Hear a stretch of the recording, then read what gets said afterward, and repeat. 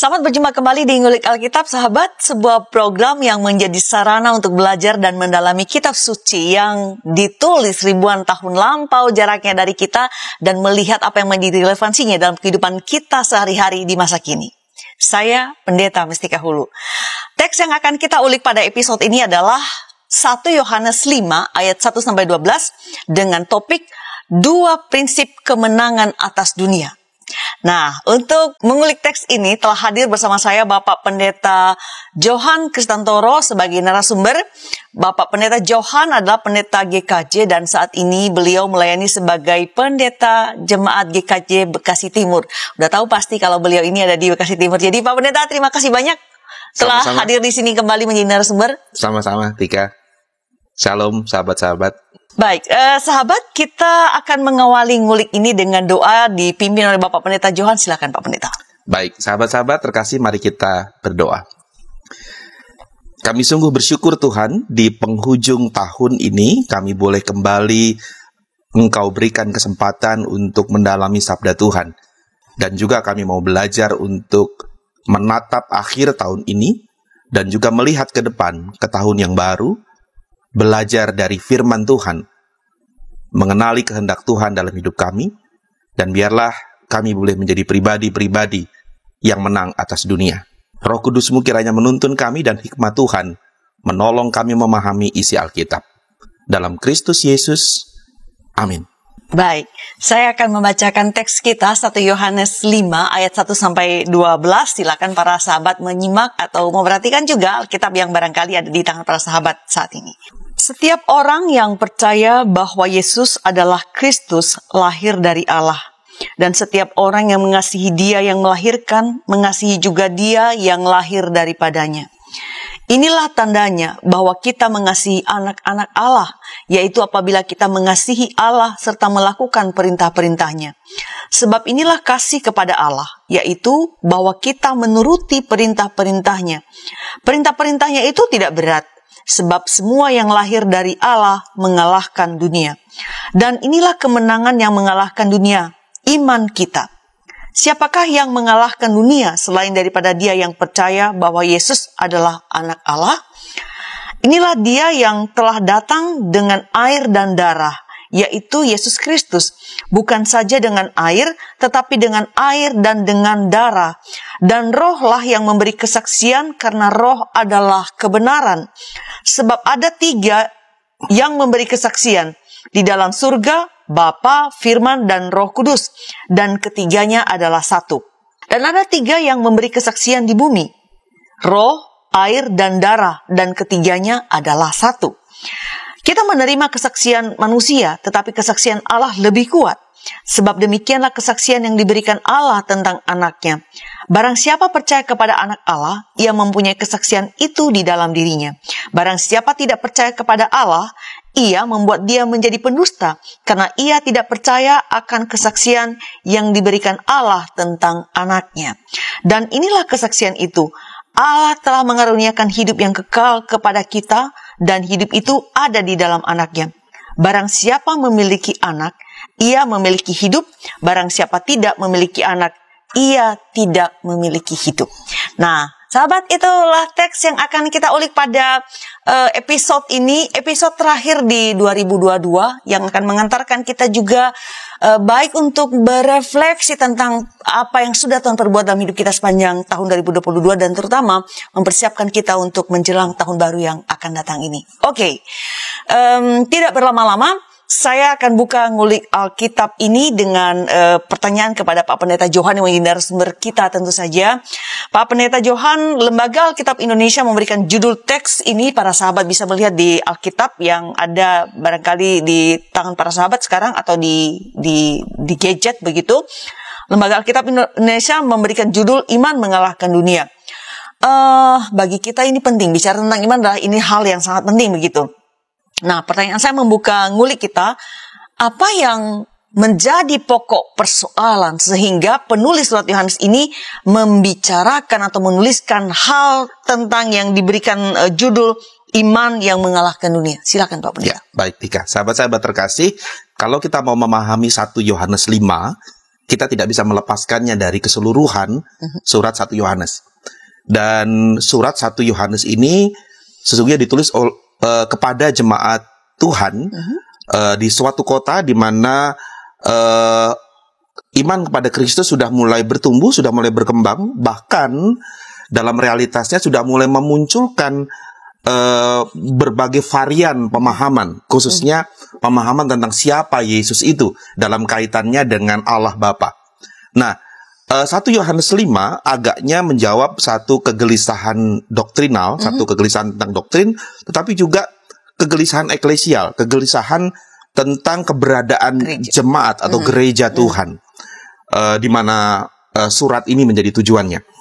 Yang dimaksud dengan kegelisahan doktrinal dan kegelisahan eklesial yang tadi saya sebutkan adalah bahwa di tengah-tengah jemaat Tuhan pada saat itu sudah mulai ada benih-benih perpecahan, bahkan sudah terjadi, dan jemaat itu mulai terfragmentasi begitu, mulai terbagi gitu. Bahkan kalau kita melihat di pasal yang kedua, kita mendapatkan gambaran bahwa ada sekelompok umat yang ternyata sudah mulai meninggalkan jemaat karena adanya perbedaan pemahaman itu. Nah, rupanya di sana ada keragaman pemahaman kristologi, perbedaan pemahaman tentang siapa Yesus itu dalam kaitannya dengan Allah Bapa.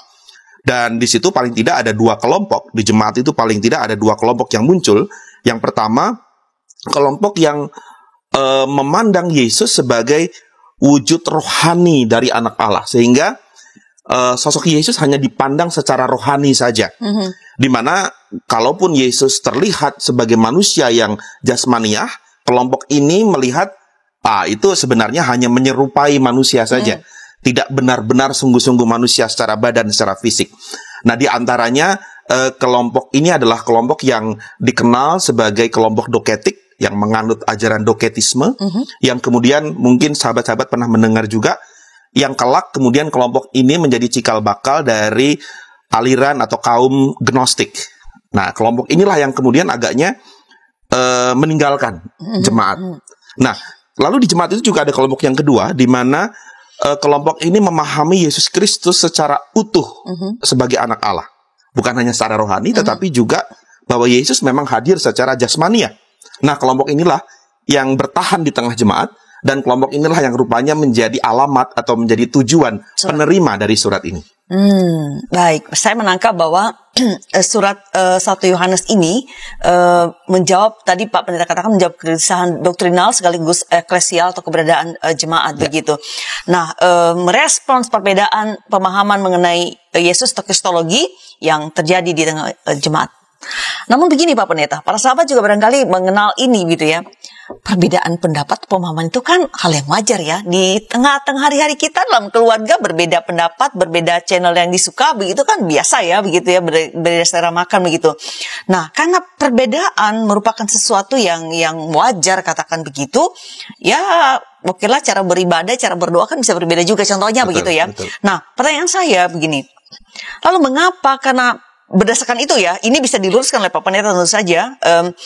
Berdasarkan hal itu bahwa perbedaan adalah sesuatu yang wajar, mengapa penulis surat Yohanes memandang sangat urgent, penting sekali, mendesak untuk meluruskan pemahaman tentang kristologi ini?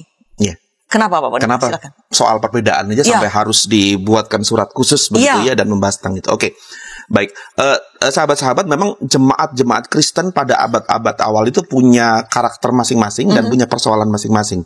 Saya ambil contoh misalnya jemaat di Korintus, mereka punya persoalan perpecahan bukan karena doktrin, tetapi karena perbedaan kaya dan miskin. Kelompok-kelompok orang-orang yang memang kaya dengan orang-orang yang mungkin dari hadir di tengah jemaat dari kalangan budak. Mereka tersingkir dari jemaat. Nah, di jemaat yang menjadi tujuan dari surat 1 Yohanes ini rupanya perpecahan itu sudah dan sedang terjadi. Dan rupanya bukan sekedar perbedaan pendapat ya. Ya, di keluarga memang biasa ada perbedaan pendapat, tapi saya kira kalau sampai di keluarga kemudian terjadi perpecahan, ini jadi masalah serius dong pastinya kan. Nah, begitu juga di tengah jemaat. Ketika perbedaan itu menjadi satu perbedaan yang tajam dan memecah jemaat, maka di sanalah surat 1 Yohanes ini hadir.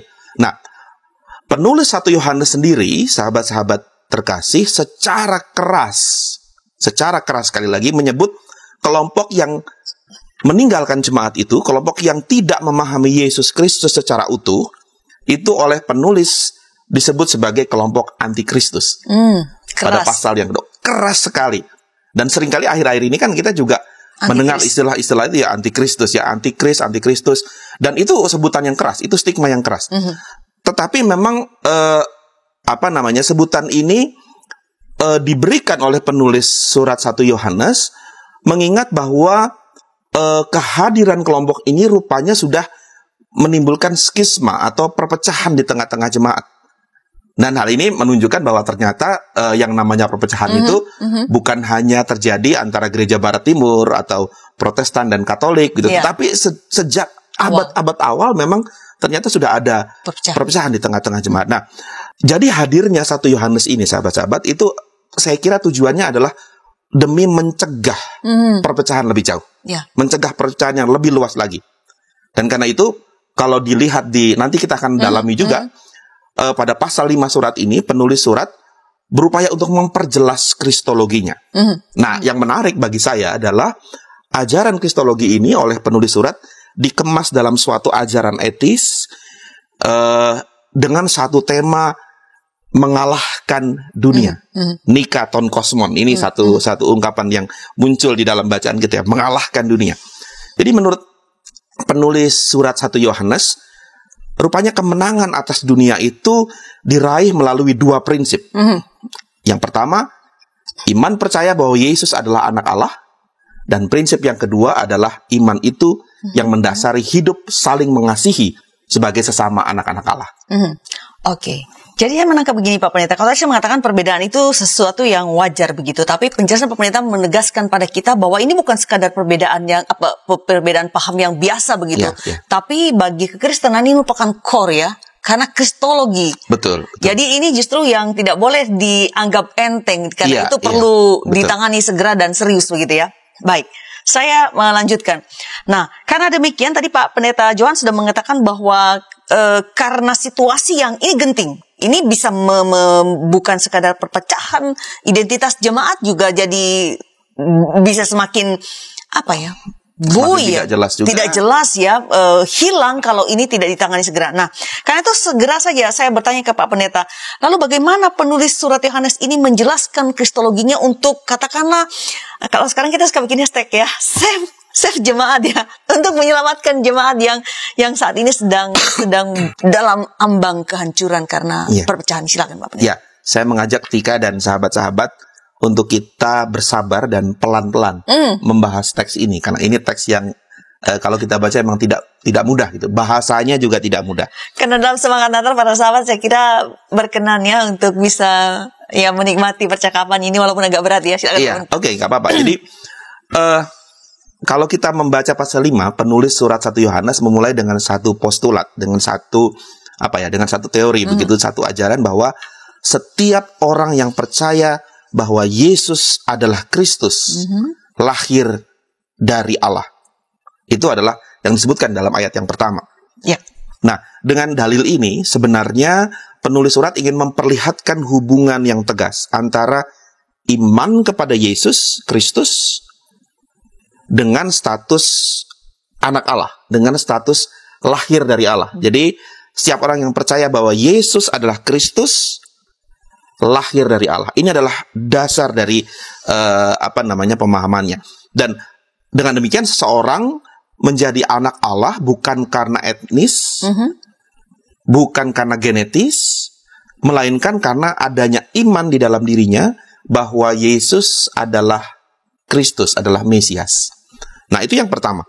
Kemudian lebih jauh, masih di ayat 1, penulis juga melanjutkan proposisinya, sahabat-sahabat, bahwa setiap orang yang mengasihi dia yang melahirkan, di sana dipakai istilah itu, setiap orang yang mengasihi dia yang melahirkan, ini yang dimaksud adalah Allah, tentulah juga mengasihi dia yang lahir daripadanya.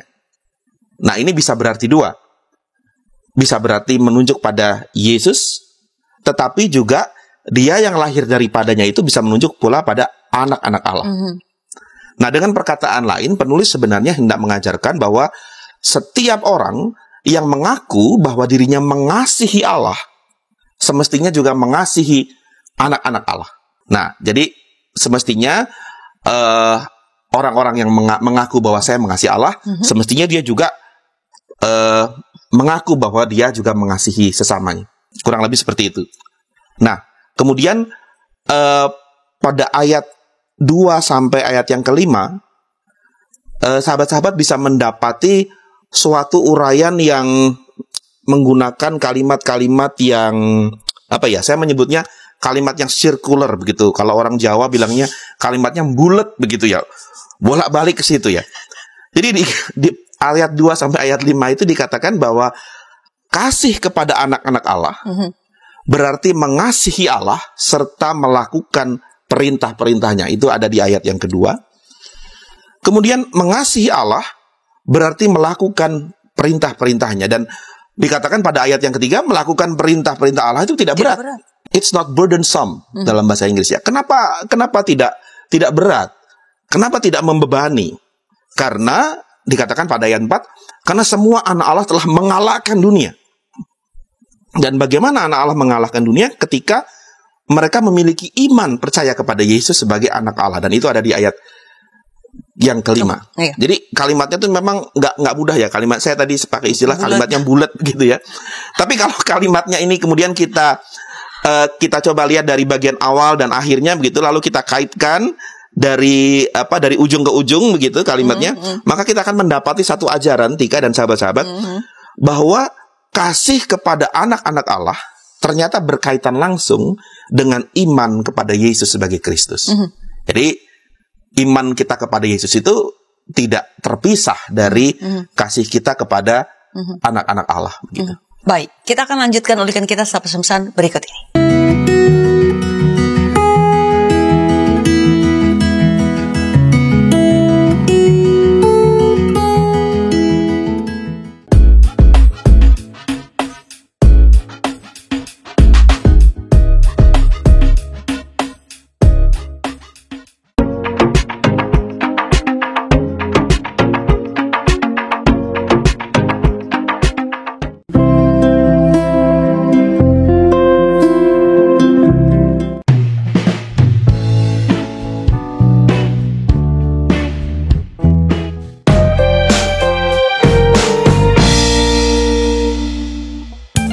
Sahabat, mari dukung pelayanan dan pekabaran Injil melalui YKB dengan membagikan link acara ini kepada sebanyak mungkin orang.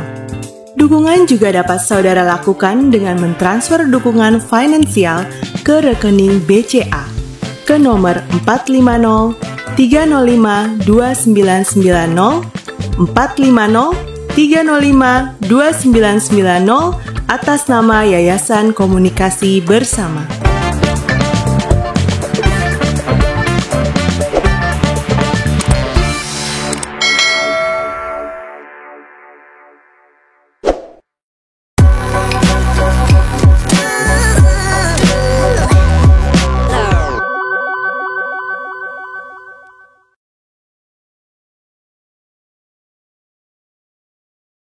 Masih di Ngulik Alkitab bersama saya Pendeta Mestika Hulu dan narasumber kita Bapak Pendeta Johan Kristantoro. Saat ini kita sedang mengulik 1 Yohanes 5 ayat 1-12 dengan topik 2 prinsip kemenangan atas dunia. Nah, para sahabat, kalau tadi menyimak ya apa yang disampaikan oleh Pak Pendeta Johan di penghujung segmen pertama, dikatakan di sana bahwa seseorang menjadi anak Allah itu bukan berdasarkan etnis atau genetis begitu, tetapi karena iman kepada Yesus Kristus yang barusan saja kita rayakan kelahirannya. Jadi ini tentu mengingatkan kita untuk berhati-hati dengan klaim-klaim yang kita buat. Tentu saja saya menyambungkannya ke sana. Kemudian kita diingatkan juga tadi bahwa kasih kita kepada sesama itu memiliki kaitan langsung dengan iman yang kita miliki kepada Yesus Kristus. Nah, tentu saya tidak mengulang apa yang dikatakan oleh Pak Pendeta Johan, tapi saya ingin membuka segmen kedua ini. Saya bertanya kepada Pak Pendeta Johan dengan terlebih dahulu membaca ayat 4. Saya 3 dan 4. Dalam ayat 3 dikatakan bahwa menuruti perintah-perintah Allah itu tidak berat. Ayat 4, sebab semua yang lahir dari Allah mengalahkan dunia. Nah, Pak Pendeta membuka segmen kedua. Tadi sudah saya katakan juga bahwa kita tidak bahwa menjadi anak-anak Allah itu adalah iman, bukan karena etnis kita begitu. Nah, pertanyaan saya sekarang gini. apa yang penulis maksudkan dengan frasa ini setelah diantarkan bahwa menuruti perintah Allah tidak berat dan mengatakan mengalahkan dunia. Baik. Siapa yang mengalahkan dunia? Bagaimana caranya? Silakan Pak Pendeta. Tapi sebelum bicara mengalahkan dunia, saya mau mengajak sahabat-sahabat untuk melihat dulu pandangan dari penulis 1 Yohanes tentang dunia. Bagaimana penulis surat memandang dunia. Nah, penulis 1 Yohanes sebenarnya memiliki persepsi yang beragam tentang dunia. Atau kalau dalam bahasa aslinya disebut kosmos. Atau ada kata kosmon atau kosmos begitu ya. Kalau sahabat-sahabat perhatikan, sejak pasal 2, kata kosmos atau dunia ini sudah mulai muncul. Dan sampai pasal 5 itu sampai 17 kali disebutkan. Jadi begitu banyak kata dunia itu muncul dalam surat 1 Yohanes yang hanya 5 pasal. Ya, 17 kali disebutkan. Itu berarti penulis 1 Yohanes punya concern yang sangat kuat tentang dunia, tentang anak-anak Allah dan juga tentang dunia dan apa yang ada dalam dunia. Nah, kalau teman-teman sahabat-sahabat lihat sejak pasal 2 sampai dengan pasal 5, maka dunia oleh penulis surat dipandang misalnya sebagai dunia yang berdosa. Kemudian suatu tempat di mana di sana ada godaan-godaan dosa. Itu yang disebut sebagai dunia. Lalu juga dunia dipandang sebagai sesuatu yang fana, tidak kekal begitu. Dan bahkan dunia juga dipandang sebagai sebuah katakanlah sebuah komunitas atau sebuah masyarakat yang tidak mengenal Allah. Tetapi tidak selalu negatif juga pandangan penulis 1 Yohanes, karena sebenarnya di beberapa bagian juga penulis surat 1 Yohanes memandang dunia ini dengan compassion begitu. Memandang dunia dengan welas asih, dengan kacamata yang berwelas asih, yaitu misalnya ketika penulis 1 Yohanes menyatakan bahwa Kristus memang hadir atau anak Allah itu hadir memang karena dunia ini juga perlu diselamatkan. Jadi meskipun ada persepsi penulis surat dunia ini berdosa, dunia ini isinya banyak godaan-godaan dosa, tetapi di sisi lain juga penulis melihat bahwa dunia ini memang perlu diselamatkan. Nah, kemudian kalau kita bicara tentang mengalahkan dunia, itu berarti yang dimaksud atau barangkali yang dimaksud oleh penulis surat 1 Yohanes adalah bahwa orang-orang percaya, anak-anak Allah, menang atau mengatasi segala godaan atau daya pikat dosa yang kerap kali memang harus dihadapi oleh orang-orang beriman dalam kehidupannya, dalam lingkungan sehari-harinya. Jadi penulis surat 1 Yohanes itu mau menggambarkan bahwa orang-orang yang percaya kepada Yesus Kristus secara spiritual memang mereka berasal dari Allah. Sementara mereka hidup di dalam dunia yang dikuasai oleh si jahat. Saya minta tolong Tika untuk membacakan pasal 5 ayat 19. Minta tolong. 1 Yohanes 5 ayat 19 saya bacakan, kita tahu bahwa kita berasal dari Allah dan seluruh dunia berada di bawah kuasa si jahat. Seluruh dunia di bawah kuasa si jahat. Iya. Tapi tidak dipandang bahwa dengan sendirinya dunia ini jahat ya. Penulis mengatakan dunia ini berada di bawah kuasa si jahat. Dan karena itu dunia ini perlu diselamatkan dari kuasa si jahat. Tapi juga penulis seolah mau mengatakan hanya orang-orang yang berasal dari Allah yang bisa menang atas kuasa jahat, dan dengan demikian dia bisa mengalahkan dunia. Dan orang-orang yang berasal dari Allah itu ya orang yang disebut sebagai anak-anak Allah yang memiliki iman kepada Yesus sebagai Kristus, sebagai Mesias.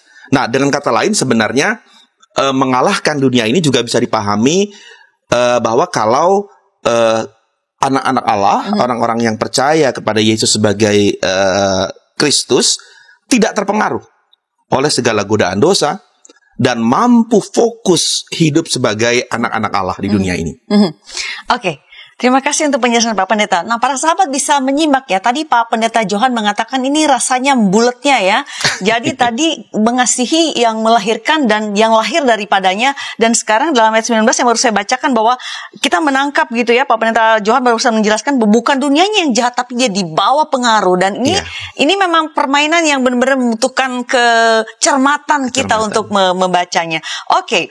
Itu sudah 1 Yohanes 1 sampai 5 Pak Pendeta John sudah menjelaskan itu, dan meskipun bulat ya, semoga saya bisa sedikit menirukan kata, karena saya bukan orang Jawa ya, tapi tetapi memiliki pesan yang sangat dalam pada kita. Tadi diingatkan bahwa mengasihi, kasih kepada sesama itu berkorelasi, berkaitan langsung dengan kasih kepada Allah. Nah, bagaimana dengan yang berikutnya? Kita masih punya ayat 6-12. Saya berharap nih, saya tidak tahu para sahabat juga berharap yang sama, tapi saya berharap begini, bahwa bagian berikut ini tidak lebih bulat dari ayat 1-5, tidak lebih memusingkan. Jadi langsung saja, bagaimana penjelasan Pak Pendeta John terhadap ayat-ayat ini? Di akhir tahun sebenarnya enaknya santai gitu ya, tiga ya sahabat-sahabat ya, kita menikmati akhir tahun dengan santai. Tapi ya mau tidak mau kita harus mencermati bacaan kita, teks kita. Dan pada ayat 6-12 memang bulat juga sebenarnya. Baik. Tetapi ya mudah-mudahan kita bisa mendalaminya dengan cukup baik ya. Jadi ayat 6-12 ini penulis surat 1 Yohanes seperti hendak menguraikan pemahaman kristologinya yang memang ia ungkapkan sebagai counter atas ajaran doketisme yang berkembang di tengah-tengah jemaat.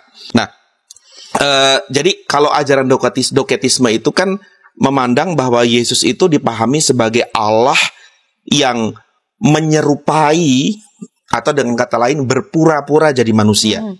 Sehingga menurut penganut aliran ini, menurut penganut aliran doketisme, wujud badan Yesus yang ada di dunia itu sebenarnya hanya fantasem. Fantasem itu artinya hanya, ya kalau kita istilahnya fantasi ya, itu hanya persepsi indera kita saja. Tapi sebenarnya bukan sungguh-sungguh tubuh fisik. Meskipun sebenarnya Alkitab juga mengatakan bahwa ya Yesus juga bisa sakit gitu ya. Yesus juga bisa haus dan lapar ya. Tapi menurut ajaran doketisme ini ya itu hanya Allah yang dalam tanda kutip ya berpura-pura saja. Jadi kalau Yesus haus, ya kalau Yesus haus dia berpura-pura haus. Kalau Yesus lapar, dia Allah yang berpura-pura lapar ya. Nah, kenapa ajaran ini bisa berkembang, Tika? Ajaran ini berakar dari pemahaman bahwa segala yang fisik itu sifatnya fana dan berdosa. Sehingga masuk akal kalau mereka kemudian berpikir bahwa wah, kalau Allah kemudian turun ke dunia mengambil wujud dalam bentuk fisik, itu berarti kan itu kan berarti kan Allah menjadi Yesus yang berdosa karena fisik itu fana dan itu berdosa. Nah, itulah cara pandang doketisme tentang siapa Yesus itu, kaitannya dengan Allah. Nah, tentu saja ajaran ini ditentang dan dikecam juga oleh gereja pada masa itu, termasuk juga oleh penulis surat 1 Yohanes. Nah, persoalannya memang ajaran itu sudah terlanjur masuk ke jemaat dan sudah menimbulkan perpecahan ya.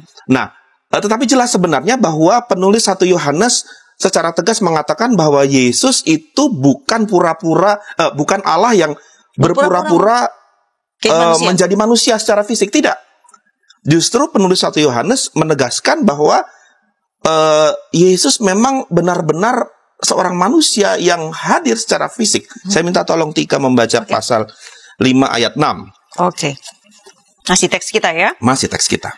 1 Yohanes 5 ayat 6. Inilah dia yang telah datang dengan air dan darah, yaitu Yesus Kristus, bukan saja dengan air, tetapi dengan air dan dengan darah. Dan rohlah yang memberi kesaksian, karena roh adalah kebenaran. Ya, penulis mengatakan dan menggambarkan tentang Yesus, tentang dia yang datang dengan air dan darah. Pada ayat 6 mengatakan begitu. Nah, beberapa penafsir memang memiliki pandangan yang berbeda. Ada yang misalnya mengaitkan datang dengan air dan darah ini dengan peristiwa penyalipan Yesus, di mana sesudah Yesus mati, sahabat-sahabat pasti masih ingat ya, ada perwira yang kemudian, ada pasukan yang kemudian menusuk lambung Yesus, menikam lambung Yesus dengan tombak, dan di situ mengucur air dan darah. Jadi ada penafsir yang mengatakan ini menunjukkan bahwa perkataan ini hendak menunjuk pada peristiwa penyalipan Yesus. Atau ada juga yang penafsir yang mengungkapkan atau menafsirkan ini kaitannya dengan sakramen, karena ada darah begitu dan juga ada air. Tetapi kalau bagi saya sendiri sebenarnya kalimat ini penulis hendak mengungkapkan bahwa Yesus itu betul-betul hadir secara fisik. Sebab ajaran dari penulis 1 Yohanes ini hendak mengcounter ajaran doketisme yang mengatakan bahwa Yesus pura-pura Yesus itu Allah yang pura-pura menjadi manusia. Tapi tidak, penulis mau mengatakan ya dia datang dengan air dan darah. Pada masa itu kan air dan darah itu melambangkan 2 hal. Yang pertama, darah itu melambangkan melambangkan sumber kehidupan secara fisik, dan di orang dulu memandang bahwa dalam darah itulah ada kehidupan ya. Jadi darah dilihat sebagai sumber kehidupan secara fisik. Kemudian air pada masa itu, dalam filsafat pada masa itu, air juga dipandang sebagai pembawa jiwa manusia. Kita ingat misalnya dalam teori temperamen misalnya, ada yang disebut sebagai phlegm. Phlegm itu adalah cairan atau bagian yang fluid dalam tubuh manusia yang dipercaya pada masa itu itulah yang membawa karakter, membawa temperamen, membawa sifat manusia. Jadi sebenarnya penulis 1 Yohanes itu mau mengatakan, ketika dia mengatakan bahwa inilah dia yang telah datang dengan air dan darah, mau mengatakan bahwa Yesus ini benar-benar datang manusia secara fisik gitu. Bukan pura-pura seperti tuduhan doketisme. Bukan pura-pura seperti dalam ajaran doketisme, tapi benar-benar memang manusia. Nah, kalau saya boleh melanjutkan sedikit, ya. Kalau kita teman-teman sahabat-sahabat melihat pada ayat 7 dan 8, sebenarnya kita mendapati teks yang ada dalam kurung ya. Teks yang ada dalam kurung itu pada naskah-naskah awal itu sebenarnya tidak ditemukan. Dan bagian dalam kurung ini barulah ada di teks-teks yang kemudian. Karena itu kalau misalnya sahabat-sahabat melihat versi bahasa Inggris, beberapa versi bahasa Inggris misalnya, bagian dalam kurung ini nggak ada, Tika. Baik. Ya, tetapi anyway, sebenarnya yang ingin dikatakan adalah bahwa Yesus itu bukan Allah yang berpura-pura menjadi manusia, melainkan Allah yang benar-benar sungguh-sungguh mewujud nyata menjadi manusia sepenuhnya. Baik tubuhnya, jiwanya, dan kemudian masih dalam ayat 6 dikatakan soal roh. Dan di situ ada tanda R dengan huruf besar ya. Artinya adalah Roh Kudus.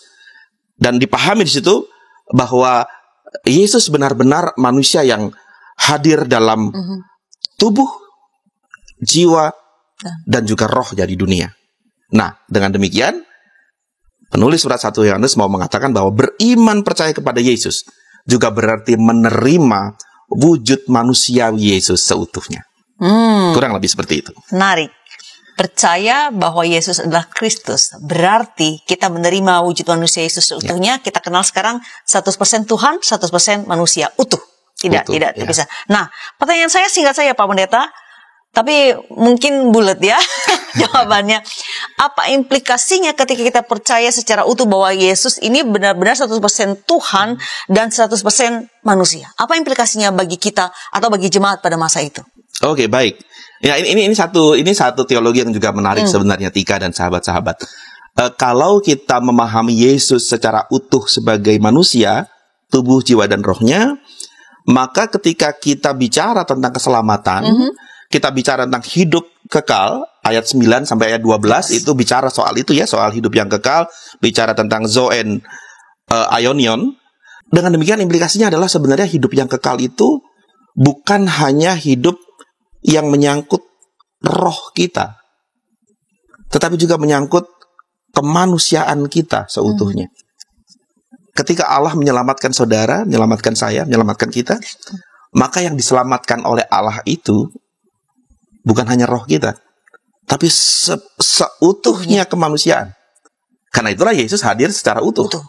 Dan karena Yesus hadir secara utuh, maka Dia menyelamatkan umat manusia. Dan ketika umat manusia diselamatkan, maka yang diselamatkan bukan hanya rohnya, melainkan kemanusiaan seutuhnya. Dan ketika kita disebut sebagai anak-anak Allah, meskipun itu pemahaman spiritual, ya, tetapi artinya bahwa kita bukan secara biologis lahir dari Allah, tentu saja, tetapi bahwa ketika kita menjadi anak-anak Allah dan mendapatkan hidup yang kekal itu juga meliputi kehidupan fisik kita, kehidupan kita di sini, dan kehidupan kita pada masa kini. Jadi kalau Tika dan sahabat-sahabat bicara soal hidup yang kekal, kita bukan hanya menunggu-nunggu hidup kekal yang nanti. Di sini, ya? Tapi sesungguhnya hidup kekal yang Tuhan berikan itu ya hidup kekal di sini dan masa kini.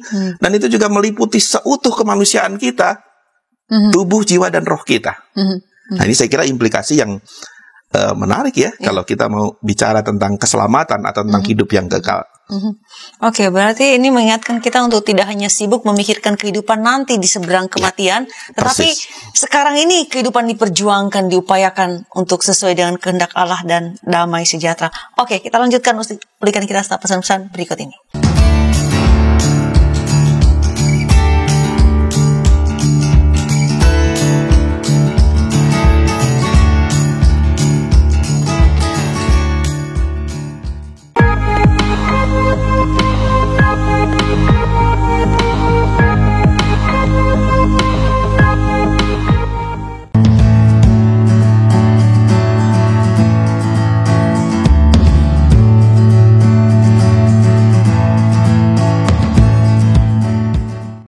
Sahabat, mari dukung pelayanan dan pekabaran Injil melalui YKB dengan membagikan link acara ini kepada sebanyak mungkin orang. Dukungan juga dapat saudara lakukan dengan mentransfer dukungan finansial ke rekening BCA ke nomor 450 305 2990 450 305 2990 atas nama Yayasan Komunikasi Bersama.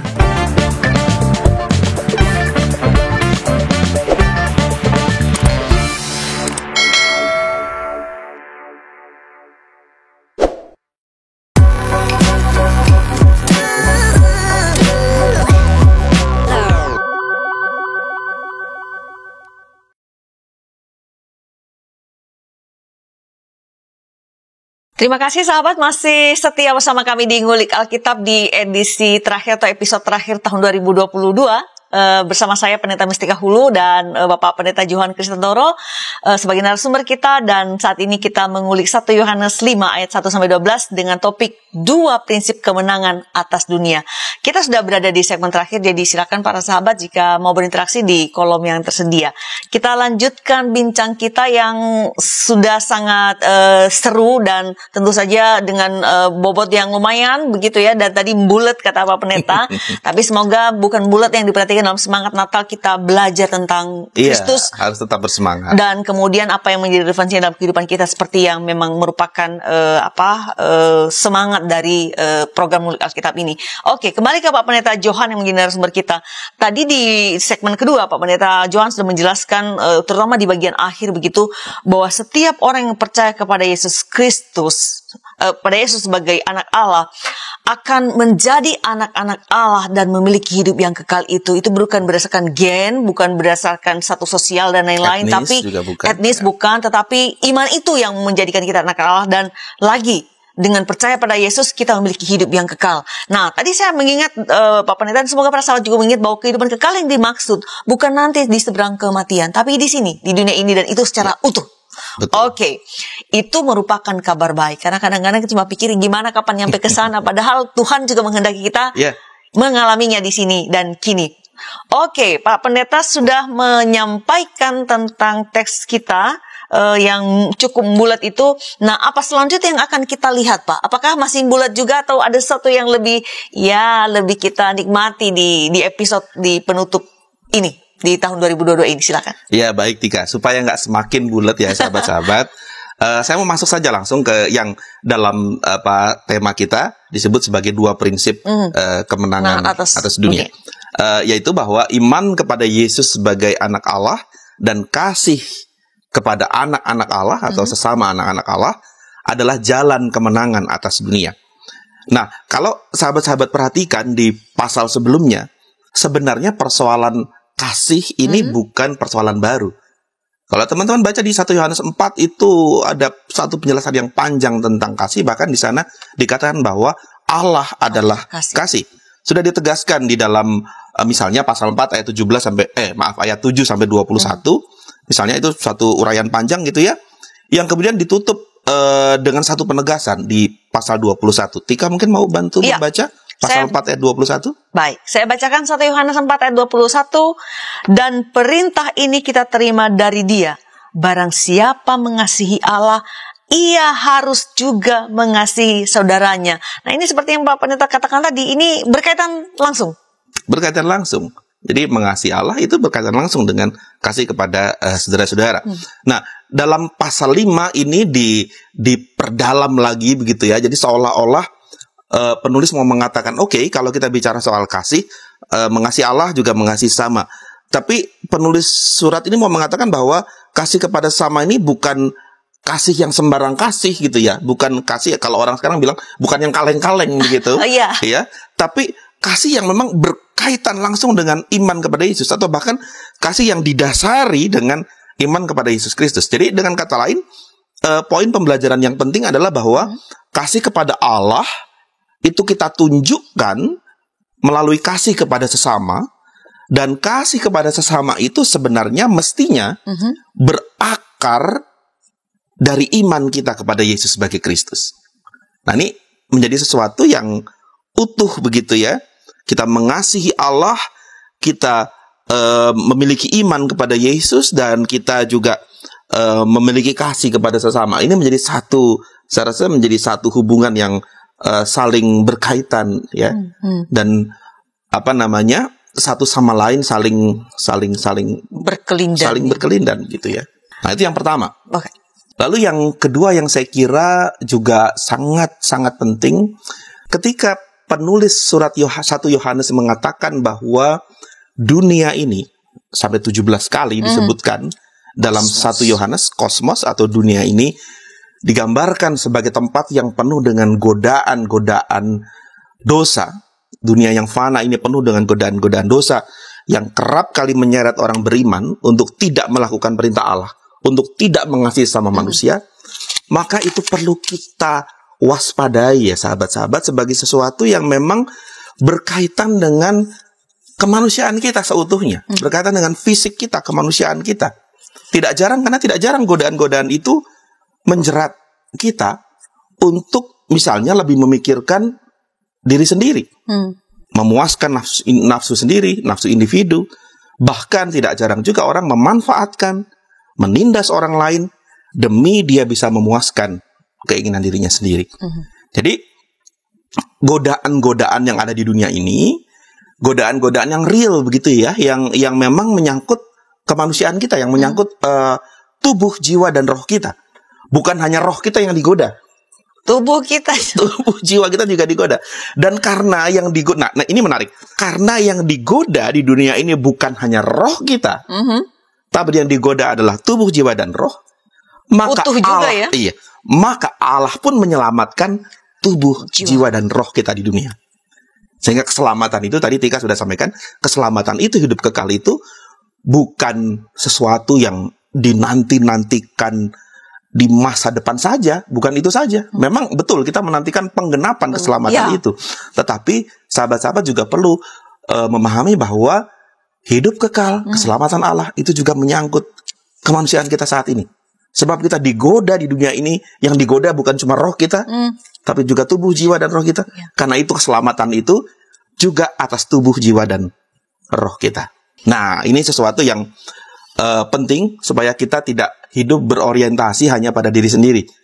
Kalau kita tergoda oleh dunia ini, maka kita akan cenderung mementingkan diri sendiri. Pokoknya segala sesuatu itu arahnya ya ke diri saya begitu ya. Yang penting saya selamat, yang penting saya senang, yang penting saya bahagia, yang penting saya sukacita. Orang lain bodo amat. Bahkan kalau perlu orang lain saya manfaatkan supaya saya bisa senang sendiri gitu. Nah, kita diingatkan bahwa kita perlu mengorientasikan hidup kita pada kasih kepada Allah dan kasih kepada sesama, agar dengan demikian kita menang atas dunia. 2 poin itu. Itu menarik sekali ya. Otokritik bagi kita juga ya. Barusan tadi Pak Pendeta mengatakan jangan memikirkan diri sendiri saja. Saya memberikan catatan di sini, tapi nanti saya akan bacakan di akhir begitu ya. Dan itu yang Pak Pendeta Johan jelaskan juga barusan, bahwa kita digoda bukan hanya roh. Seringkali kita mengatakan bahwa peperangan rohani saja gitu, tapi ternyata tubuh, jiwa, roh kita digoda secara utuh. Karena itu penebusan atau keselamatan Allah juga berlaku secara utuh dan holistik. Dan kemudian ini juga mengingatkan kita bahwa dalam peperangan melawan godaan ini tentu kita tidak bisa dengan kekuatan kita sendiri. Kita butuh Allah supaya kita mampu menghadapinya, supaya seperti topik kita kali ini kita menang atas dunia ini. Dan itu dilakukan dalam ada 2 prinsip. Oke. Pak Pendeta tadi mengatakan begini, orang yang sungguh-sungguh beriman kepada Yesus tidak berpusat pada dirinya sendiri begitu, tetapi berorientasi kepada kasih Allah dan kasih kepada sesama. Sementara Pak Pendeta tadi menjelaskan itu, saya mengingat begini, mungkin ini termasuk begini ya, bahwa kita berbuat baik juga bukan supaya kita senang aja, saya senang memberi, tapi memang ini sebuah penghayatan atau sebuah perwujudan akan iman kita kepada Allah. Nah, jadi kemudian saya menarik sebuah semacam kesimpulan kecil bahwa ini kan nilai hidup yang sangat baik untuk dihidupi di tengah-tengah dunia ini begitu. Nah, tapi kemudian juga sementara mikir bahwa ini sangat baik untuk dilakukan begitu, kita bukan berpusat pada diri sendiri, tapi berorientasi pada sesama. Artinya kita memiliki kepedulian pada sesama, bukan hanya manusia, bahkan makhluk ciptaan Allah yang lain. Cuma persoalannya begini nih Pak Pendeta. Apa itu? Nah, bagaimana kita bisa mewujudkan kasih kepada sesama manusia dan ciptaan Allah yang lain yang berdasar pada kasih kepada Allah itu? Kita tahu situasi kehidupan kita ini, kita hidup dalam pandemi sudah sekitar 3 tahun, ya. Begitu berat begitu ya. Dan lagi kita ini episode terakhir ngulik Alkitab 2022, kita segera menyongsong beberapa hari ke depan 2023, dan sebagian orang merasa 2023 ini begitu ya gelap, berat, belum lagi kita harus berpulih dari pandemi. Katanya mau resesi. Gimana Pak Pendeta, saya mau mengasihi orang lain sementara keadaan ini begitu berat. Bagaimana saya bisa memenangkan orang lain sementara saya harus memenangkan diri saya sendiri? Iya. Ada harapan? Kata Yesus, jadilah sesuai imanmu. Okay. Jadi kalau sahabat meyakini 2023 itu gelap, kalau kita meyakini 2023 itu resesi, penuh dengan kesusahan, tantangan, jadilah sesuai imanmu. Tapi kalau kita juga mau melihat 2023 itu cerah. 2023 penuh pengharapan, 2023 bisa kita jalani dengan baik, dengan menang bersama dengan Tuhan, maka kita pasti juga bisa menjalaninya dengan baik. Nah, saya melihat perkataan saya tadi juga tidak berarti saya saya mengabaikan kesulitan yang memang nyata. Tapi saya melihat begini, bahwa bukankah justru orang-orang Kristen, anak-anak Allah, dan juga orang-orang yang beriman kepada Tuhan, agama apapun ya, itu sebenarnya juga mestinya bisa melihat setiap tantangan, setiap kondisi yang berat, justru sebagai peluang untuk peduli kepada orang lain. Coba, kalau dalam kehidupan kita, orang-orang di sekitar kita baik-baik saja, semuanya kaya, semuanya berkelimpahan, semuanya sukses, semuanya sehat, semuanya kuat, semuanya tidak ada yang sakit, tidak ada yang sedih. Lalu, bagaimana kita mau melakukan sesuatu buat mereka? Tapi justru ketika kita ada di tengah-tengah situasi di mana ada saudara-saudara kita yang membutuhkan pertolongan, atau di sisi lain, ketika kita sendiri juga membutuhkan pertolongan, bukankah itu justru menciptakan ruang di mana kasih Allah bisa hadir di sana? Itu justru menciptakan ruang di mana anak-anak Allah yang percaya bahwa Yesus adalah Kristus, dan yang dengan demikian mengasihi Allah dan mengasihi sesamanya. Justru dalam kondisi seperti itu kita jadi punya ruang kan untuk menyatakan kasih itu. Firman Tuhan mengatakan, jika saudaramu ada yang kekurangan pakaian, jika saudaramu ada yang kekurangan makanan, berikanlah. Itu artinya kondisi yang sulit itu justru menjadi peluang bagi kita. Meskipun saya menyadari bahwa kita juga barangkali bisa jadi akan berada di situasi sulit. Tapi ketika kita berada di situasi sulit, itu bukan berarti alasan untuk kita berbuat baik. Alasan maksud saya untuk tidak berbuat baik. Itu bukan berarti alasan untuk tidak berbuat baik. Ya betul. Pak Pendeta, kita dan para sahabat sekalian, kita mengakhiri ngulik Alkitab yang sangat menarik ini, yang dan sangat bersemangat. Tadi topik kita adalah 2 prinsip kemenangan atas dunia. Apa kemudian, pertanyaan saya menutup ngulik kita ini, kita tadi sudah membincang di bagian-bagian akhir bahwa kita sedang beberapa hari lagi ke depan kita akan menjejak di 2023, dan kita punya, barangkali sudah ada yang membuat resolusi, sudah membuat harapan, dan tentu saja di sini kita mau menyebarkan spirit bahwa apapun yang terjadi ke depan, kita berharap pada Tuhan, bukan kita mengabaikan ada masalah, ada tantangan, tapi bahwa kita menaruh pengharapan kita pada Allah. Karena itu pertanyaan saya menutup ngulik Alkitab kita kali ini, Apa yang menjadi relevansi teks ini bagi kita yang sedang bersiap meninggalkan 2022 dan memasuki 2023? Bagaimana menjalani tahun yang baru, the unknown, dengan tenang? Karena kita ketika melangkah dalam sesuatu yang tidak kita ketahui, kan ini banyak paniknya, banyak tebak-tebakannya. Nah, bagaimana kita melangkah ke depan, Pak Pendeta? Silakan. Ya. Baik, yang pertama teman-teman, sahabat-sahabat dan juga Tika, refleksi kita yang pertama barangkali dari teks yang kita baca pada saat ini. Pertanyaan penting mengakhiri tahun ini 2022.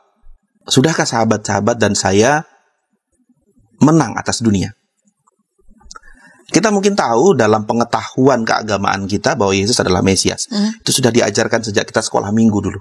Sehingga itu menjadi suatu pengetahuan religius, pengetahuan keagamaan. Tetapi apakah kita sudah melampaui pengetahuan keagamaan itu? Apakah kita sudah sungguh-sungguh bukan hanya punya iman, tapi benar-benar menjalani iman kita bahwa Yesus adalah anak Allah? Sebab teks kita pada saat ini mengatakan, jika kita sungguh-sungguh menjalani iman bahwa Yesus adalah anak Allah, semestinya diri kita juga, dalam diri kita semestinya juga tumbuh kasih kepada anak-anak Allah yang lain. Kasih kepada sesama, kepada siapapun.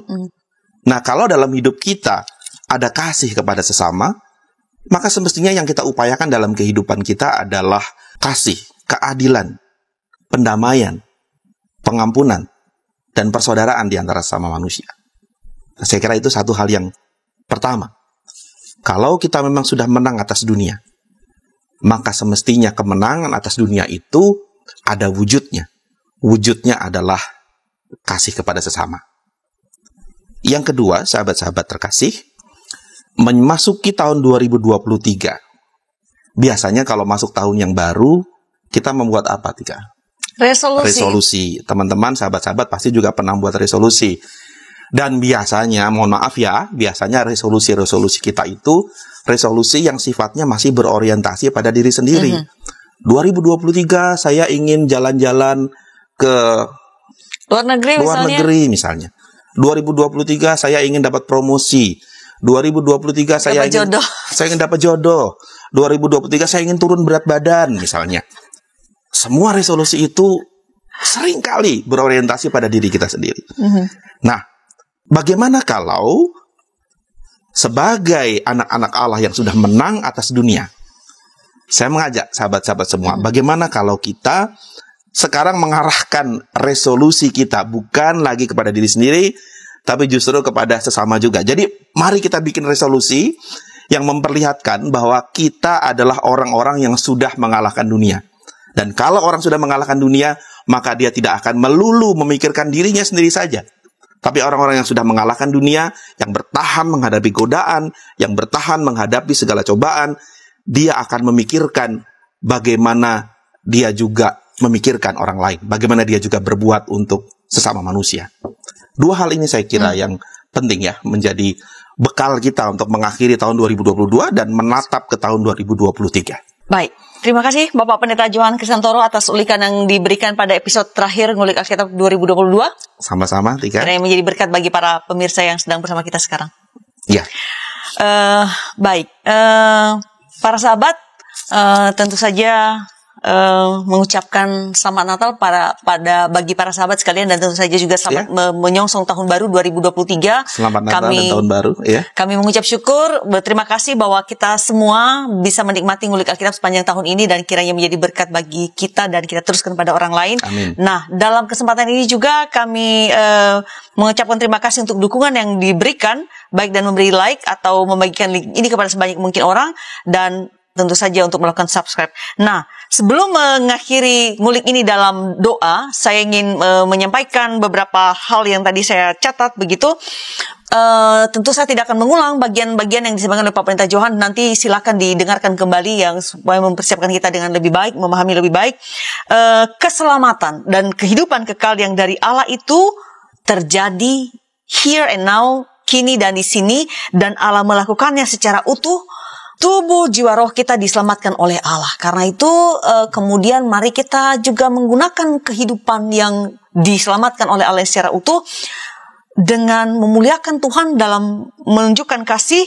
Tadi dikatakan oleh teks kita, dijelaskan juga oleh Pak Pendeta Johan bahwa kita tunjukkan kasih kita kepada Allah yang sudah menyelamatkan kita secara holistik ini dengan menunjukkan kasih kepada sesama kita yang lahir dalam kasih kepada Allah. Dan kemudian saya mau mengatakan bahwa iman kepada Yesus Kristus itu tidak sekadar kata-kata atau semangat, tapi harus nyata dalam tindakan kasih sekecil apapun kepada sesama. Bahkan kitab suci kita mengatakan memberikan segelas air kepada yang membutuhkan juga adalah praktek kasih kita atau yang lahir dari iman. Senyum pun adalah sebuah pernyataan iman. Dan kemudian seturut dengan tema kita kali ini atau topik kita, prinsip kemenangan atas dunia. Maka mari kita, kayak tempat tadi mengatakan bahwa perintah Allah itu tidak berat tapi dapat dilakukan karena kita mengalahkan dunia. Maka kali ini kita diingatkan untuk menyongsong masa depan dengan prinsip menang. Karena apa? Bukan dengan kekuatan kita tentu saja. Kita juga tidak mengabaikan ada kesulitan-kesulitan dalam hidup ini, tapi kita percaya Allah yang telah menyelamatkan secara utuh ini, Allah yang Immanuel yang baru kita rayakan ini, tetap juga adalah Allah yang menyertai kita, menyongsong apapun juga, bahkan yang tidak kita ketahui tahun yang akan datang, bahkan sepanjang jalan atau embara kita di dunia ini. Karena itu mari melangkah dalam penyertaan Tuhan, Amin. Mempercayainya bahwa bersama Dia kita akan mendapatkan segala kemenangan, dan kemenangan itu, keselamatan itu utuh Allah berikan pada kita karena Amin. Kasih-Nya yang berlimpah-limpah. Kita tutup dengan doa dari Pak Pendeta Johan. Silakan Pak Pendeta. Baik, mari sahabat-sahabat kita berdoa. Kami bersyukur ya Tuhan, kami boleh mengakhiri ulikan kami pada saat ini. Kami boleh menemukan kehendak Tuhan dalam kehidupan kami, yaitu di dalam iman kami kepada Yesus Kristus. Maka kami juga mewujudkan iman itu dalam kasih kami yang nyata kepada sesama.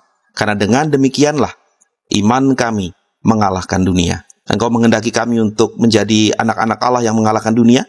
Karena itu mengakhiri tahun 2022 ini dan menyongsong tahun 2023, kami memiliki satu resolusi bersama, yaitu kami ingin menjadi orang-orang yang mengalahkan dunia, yang tidak memikirkan diri kami sendiri saja, tapi yang hidup berorientasi pada kasih yang konkret bagi sesama.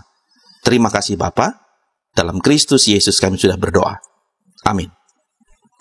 Sahabat, mari dukung pelayanan dan pekabaran Injil melalui YKB dengan membagikan link acara ini kepada sebanyak mungkin orang. Dukungan juga dapat saudara lakukan dengan mentransfer dukungan finansial ke rekening BCA ke nomor 450 305 2990 450 305 2990 atas nama Yayasan Komunikasi Bersama.